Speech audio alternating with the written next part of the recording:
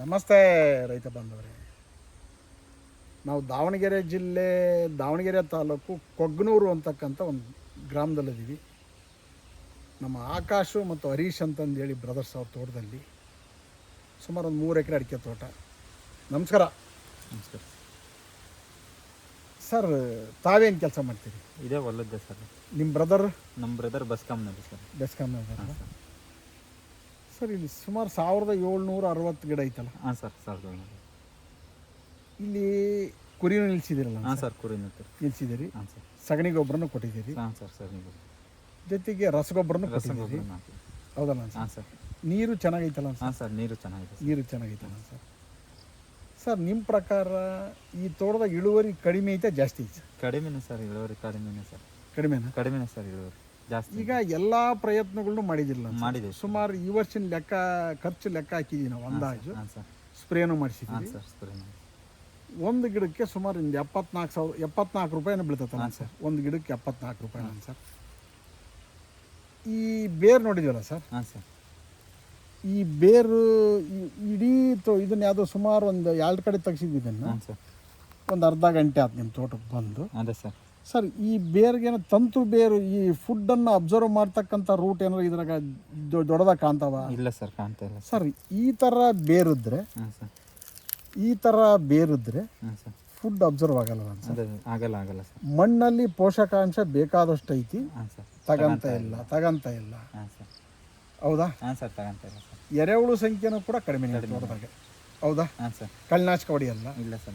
Zero cultivation ಹೋಗಿದ್ದೀರಿ. ಹಾಂ sir. Sir, ಈಗ ಎಲ್ಲದು ಸರಿನೇ, ಒಪ್ಪಿಗೆ ಅಂದಾನೆ ಸರ್. ರಸಗೊಬ್ಬರ ಎಷ್ಟು ಕೊಟ್ಟಿದ್ದೀರಿ ಸರ್? ಸರ್, 5.5 ಕ್ವಿಂಟಲ್ ರಸಗೊಬ್ಬರ. 5.5 ಕ್ವಿಂಟಲ್ ಈ ತೋಟಕ್ಕೆ? ಹಾಂ ಸರ್, ಈ ತೋಟಕ್ಕೆ. ಈಗ ಒಂದು ಸಣ್ಣ ಎಕ್ಸಾಂಪಲ್ ಕೊಟ್ಟು ನಿಮಗೆ, ಒಂದು ಸಣ್ಣ ಎಕ್ಸಾಂಪಲ್ ಸರ್. ಒಂದು 2 ಅರಳು ಉಪ್ಪು ತಗೊಂಡು ನಾಲಿಗೆ ಮೇಲೆ ಕೇಳ್ರಿ ಅಂತ. ಅದೇ ಸರ್. ನಾಲಿಗೆ ಮೇಲೆ 2 ಅರಳು ಉಪ್ಪು ಹಾಕಿ ಅಂದರೆ ದಗಿ ಜಾಸ್ತಿ ಆಕತ್ತಲ್ಲ? ದಗೆ ಜಾಸ್ತಿ ಆಗುತ್ತೆ. ನೀರು ಆಕತ್ತ ಇಲ್ಲ? ಹಾಂ ಸರ್. ಆಗುತ್ತಾ ಇಲ್ವೋ? ಆಗುತ್ತೆ ಸರ್. ನೀರು ಜಾಸ್ತಿ ಬೇಕನ್ಸುತ್ತಲ್ಲ? ಬೇಕು ಅನಿಸ್ತದೆ ಸರ್.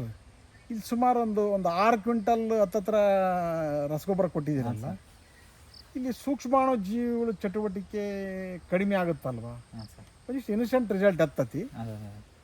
ಈ ರಸಗೊಬ್ಬರ ಅಂತಕ್ಕಂಥದ್ದು ಒಂದು ರೀತಿ ಉಪ್ಪಿನ ಟೈಪ್ ಅಲ್ಲ ಸರ್? ಹಾಂ ಸರ್, ಉಪ್ಪಿನ ಟೈಪ್. ಹೌದು ತಾನೆ? ಹಾಂ ಸರ್, ಉಪ್ಪಿನ ಟೈಪ್. ಅದನ್ನು ನೆಲಕ್ಕೆ ಹಾಕಿದ ತಕ್ಷಣ ಹಾಂ ಸರ್, ಅಲ್ಲಿ ದಗಿ ಜಾಸ್ತಿ ಆಕತ್ತಲ್ಲ? ಹಾಂ ಆಗುತ್ತೆ ಸರ್. ನೀರು ಜಾಸ್ತಿ ಬೇಕು ಅನ್ಸುತ್ತಲ್ಲ? ಹೌದು ಸರ್, ಬೇಕನ್ನಿಸ್ತದೆ. ಸುಮಾರು ಒಂದು 2-3 ಹತ್ರ ತೆಗ್ಸಿದ್ರು ಕೂಡ ನಿಮ್ಮ ಡ್ರೈ ಕಂಡೀಷನ್ ಕಾಣುತ್ತೆ ನಿಮಗೆ ಇಲ್ಲಿ, ಹೌದಾ? ಹಾಂ ಸರ್, ಡ್ರೈ ಕಂಡೀಷನ್ ಕಾಣಿಸ್ತದೆ. ಯಾವ ಡ್ರೈ ಕಂಡೀಷನ್ ಕಾಣ್ತತೋ ಹಾಂ ಸರ್, ಅಂಥ ಕಡೆ ಸೂಕ್ಷ್ಮಾಣು ಜೀವಿಗಳ ಅಭಿವೃದ್ಧಿ ಆಗಲ್ಲ. ರಸಗೊಬ್ಬರ ಕೊಡಬಾರ್ದು ಅಂತಂದು ಹೇಳಲ್ಲ ನಾವು, ಹೌದಲ್ಲ ಸರ್? ಹಾಂ ಸರ್. ಹಾಂ ಸರ್. ಒಂದಿಷ್ಟು ಮಿನಿಮಮ್ ಸುಸ್ಥಿರತೆ, ಮಣ್ಣಿನ ಸುಸ್ಥಿರತೆ ಕಾಪಾಡಿದರೆ, ಹಾಂ ಸರ್. ಮಿನಿಮಮ್ ಸುಸ್ಥಿರತೆ ಕಾಪಾಡಿದ್ರು ಕೂಡ ಹಾಂ ಸರ್, ಅಲ್ಲಿ ಎರೆಹುಳು ಅಭಿವೃದ್ಧಿ ಆಕತಿ, ಹಾಂ ಸರ್. ಸೂಕ್ಷ್ಮಾಣು ಜೀವಿಗಳ ಅಭಿವೃದ್ಧಿ ಆಕತಿ. ಅದೇ ನಿಮ್ಗೆ ಉಪ್ಪಿಗೆ ಯಾಕೆ ಹೋಲಿಕೆ ಮಾಡಿದಿರಿ ಅಂದರೆ ಅರ್ಥ ಆಗಲಿ ಅಂತ. ಗೊಬ್ಬರ ಉಪ್ಪಿನ ಥರ ಇದೇ ಇರುತ್ತೆ ಸರ್. ಅದು ಹಾಕಿದ ತಕ್ಷಣ ಹಾಂ ಸರ್, ಟಕ್ಕ ನಂಗೆ ಹೇಳ್ತಂಗೆ ಕೇಳಿ ಸರ್, ಕೊಟ್ಟಿರ್ತಕ್ಕಂಥ ಸಗಣಿ ಗೊಬ್ಬರ ಒಂದಿಷ್ಟು ಫಲವತ್ತತೆ ಕೊಡ್ಬೋದು. ಹಾಂ ಅದೇ ಸರ್. ಕುರಿಗೆ ಅದು ಕೂಡ ಒಂದಿಷ್ಟು ಫಲವತ್ತತೆ ಕೊಡ್ಬೋದು. ಆ ಸೂಕ್ಷ್ಮಾಣು ಜೀವ ಚಟುವಟಿಕೆ ಆಗುವಾಗ ಕೊಟ್ಟ ತಕ್ಷಣ ಏನಕತಿ ಅಂತಂದರೆ, ಹಾಂ ಸರ್, ಅಲ್ಲಿರ್ತಕ್ಕಂಥ ಸೂಕ್ಷ್ಮಾಣು ಸತ್ತ ತಕ್ಷಣ ಮೇಲೆ ಅಲ್ಲಿರ್ತಕ್ಕಂಥ ಒಂದಿಷ್ಟು ಫಲವತ್ತತೆ ಒಂದಿಷ್ಟು ಇನ್ಸ್ಟೆಂಟಾಗಿ ಯಾವುದು ಬೇರು ಇದು ಯಾವುದು ನೀವು ಒದಗ್ಬೋದು, ಮೇಲಿಗೆ ಒದಗ್ಬೋದು. ಬಟ್ ನಿಮ್ಮ ತೋಟದ ಗಿಡಗಳು ಭಾಳ ಚೆನ್ನಾಗಿ ಇದನ್ನೇ ಬುಷ್ ಕಾಣ್ತತ. ಗರಿ ಸಂಖ್ಯೆ ಇಲ್ಲ ಸರ್, ಭಾಳ ಕಮ್ಮಿ ಇದೆ ಸರ್.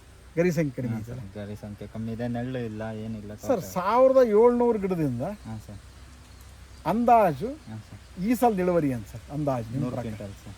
100 ಕ್ವಿಂಟಲ್ ಹಾಂ ಸರ್. ಸಾಕಾಗತ್ತಂತ ಸರ್? ಆಗಲ್ಲ ಸರ್.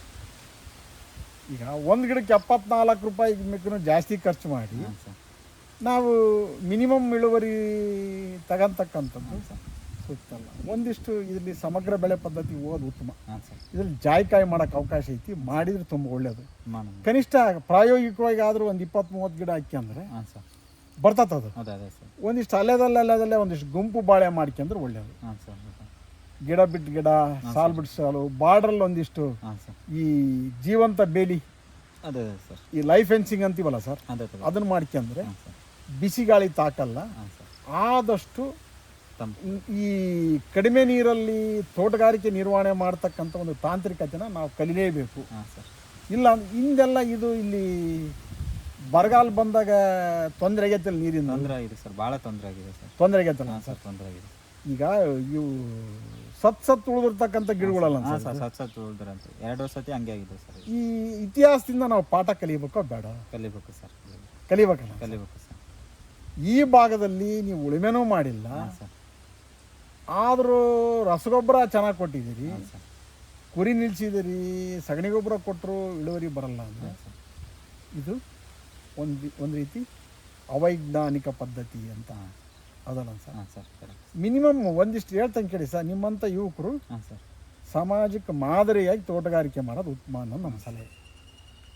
ಏನಂತೀರಿ? ಸರಿ ಸರ್, ಇದೆ ಕರೆಕ್ಟ್ ಇದೆ ಸರಿ ಅಲ್ಲ ಸರ್? ಸರಿ ಸರ್, ಕರೆಕ್ಟ್ ಇದೆ. Thank you. ಒಳ್ಳೇದಲ್ಲ ಸರ್? Thank you sir. ಒಳ್ಳೇದಲ್ರಿ ಆಕಾಶ್. ನಮ್ಮ ಸಂಪರ್ಕ ಸಂಖ್ಯೆ ದಾವಣಗೆರೆ ಜಿಲ್ಲೆಯಿಂದ ಹಾಗೂ ದಾವಣಗೆರೆ ತಾಲೂಕಿಂದ 9972699813. ಮಹಾದೇವಪ್ಪ ಮಣ್ಣು ಪುನರುಜ್ಜೀವನ ಸಲಹೆಗಾರರು, ವಿದ್ಯಾರ್ಥಿ ಭವನ್ ಸರ್ಕಲ್ ಹತ್ತಿರ, ಅಂಬಿಕಾ ಡಿಸ್ಟ್ರಿಬ್ಯೂಟರ್ ಎದುರು. ಇಲ್ಲಿ ಸಂಪರ್ಕಿಸಿ. ರೈತ ಬಾಂಧವರೇ, ಇಲ್ಲಿವರೆಗೂ ಮಳೆಯಾಗಿಲ್ಲ. ಒಂದೊಂದು ಬೋರ್ನಿಂದ ಕನಿಷ್ಠ ಅಂತಂದರೂ ಕೂಡ ಕಡಿಮೆ ಅಂದರೂ ಕೂಡ 1 ಗಂಟೆನಲ್ಲಿ ಒಂದು 25,000 to 30,000 ಲೀಟ್ರ್ ತನಕನೂ ಕೂಡ ನೀರನ್ನು ಮೇಲೆತ್ತಕ್ಕಂಥ ಕೆಲಸ ಮಾಡ್ತೀರಿ.